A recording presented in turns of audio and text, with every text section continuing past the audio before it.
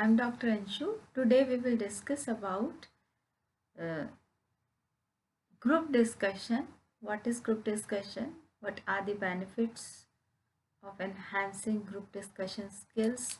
And what are the strategies and techniques that we may follow to enhance our group discussion skills? First of all, let us know what is group discussion. We can say that it is a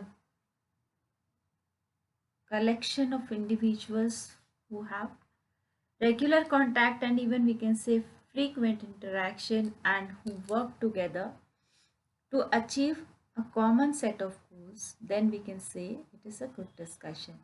Uh, as it is observed, the discussion is the process whereby two or more people exchange information, ideas, or even we can say in face-to-face communication, face-to-face situations to achieve a goal. The goal or end product may be increased knowledge, agreement leading on any action. Sometimes even they may lead to disagreement, competition, they may compete to one another, and resolution or perhaps only one clearing of the continuation of the particular aim of discussing on any particular topic. That can be a current topic as well. Now, what is the requirement of group discussion? Why we should acquire the quality of discussing in a group? That is probably nowadays it is labeled as GD, you all know, and it is popularly known as group discussion. So group discussion methodology is used by many organizations, companies, institutions, even business schools these days to gauge whether the candidate has certain personality traits, interpersonal communication skills or not, and to what extent they can communicate to one another, to from one person to another group even.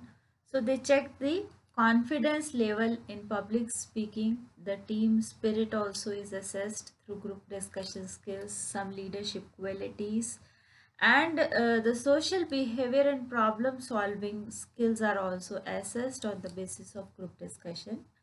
We can say that GDs form an important part of shortlisting process.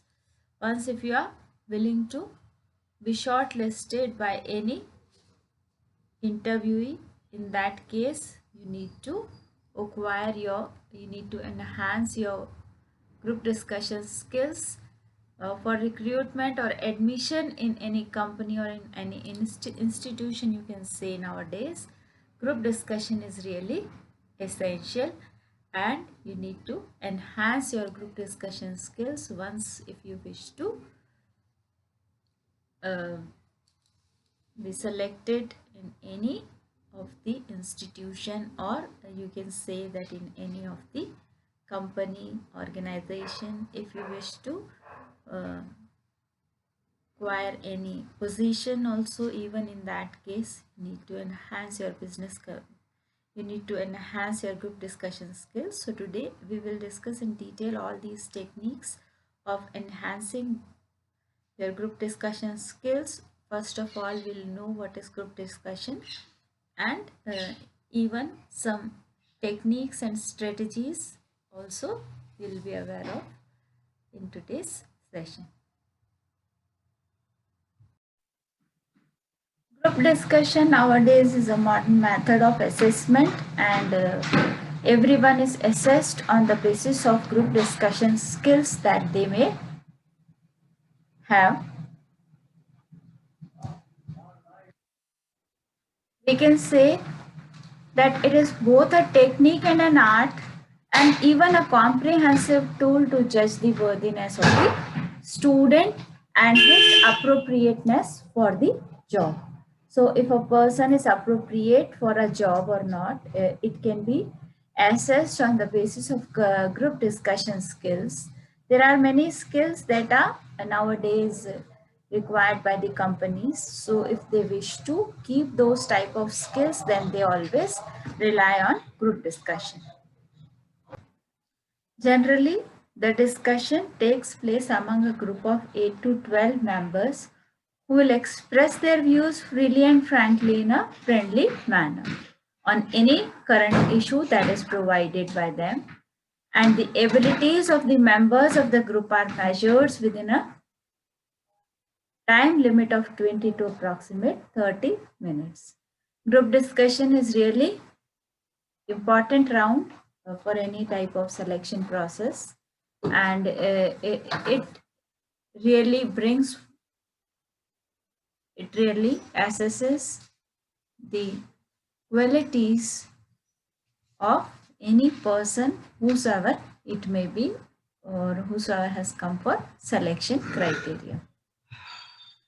The importance, if we talk about, of group discussion is that the members of an organization may communicate in a group to achieve any of these topics that we have discussed here. Number one is that in order to share and exchange information and ideas, sometimes we conduct group discussion, and there can be another purpose, that is arrive at a decision on any important issue. Sometimes if we wish to come up on the decision making, then in that case also group discussion is a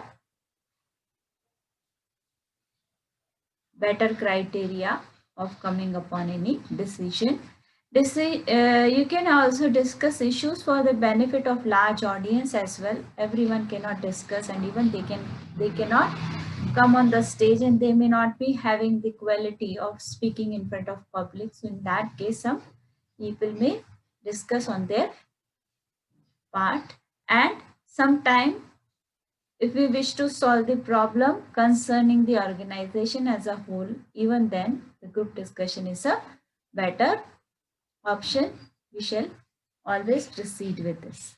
Some salient features, if we discuss of a group discussion, they are that the topic may be given to judge your public speaking talent.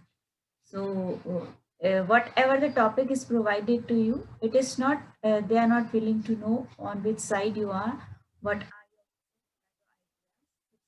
how do you present your ideas, how effectively you present your ideas, and how can you discuss whether your discussion is revolving around a specific subject or not, or you are vaguely discussing something. The examiner does not interfere once if the topic is announced. You need to discuss it as per your own level, and you need to observe your behavior while speaking in group discussion. Then that some common things are such as that you need to see your turn, and the way you need to speak in your group discussion, each and everything you have to take care once if you have taken part in a group discussion, because you are being observed by everyone. If you are a part of a group discussion, you never know, you may be selected on the basis of your group discussion skills on any post for which you may be suitable. Forms of a group discussion are meetings, seminars, conference, panel discussion. So you can see these are all the forms of group discussion. They can be on large level, they can be on a very small scale as well. So on each and every basis, group discussion is usually. First of all, let us talk about meetings. Meetings are usually called for structuring two or more persons. The purpose of a meeting is to convey information to a group of people, and objective is to make a decision and solve a problem. So you can see, once if a company wishes to solve any problem, or if they wish to come up on any decision, or if there are any objectives that are to be sorted or selected, in that case they may think of conducting a meeting.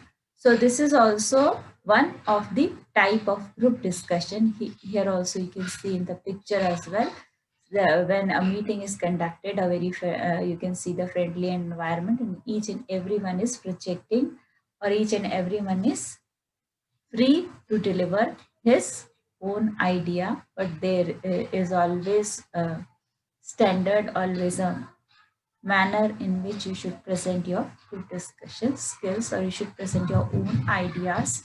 So you need to know, you need to learn all those skills, you need to acquire, you need to enhance, you need to develop, inculcate all those group discussion skills if you wish to attend any meeting, conference, seminar, panel discussion, or something like that. Or if you wish to come up with some different personality, in that case also you can develop your group discussion skills. Now, after meeting, we will talk about seminars.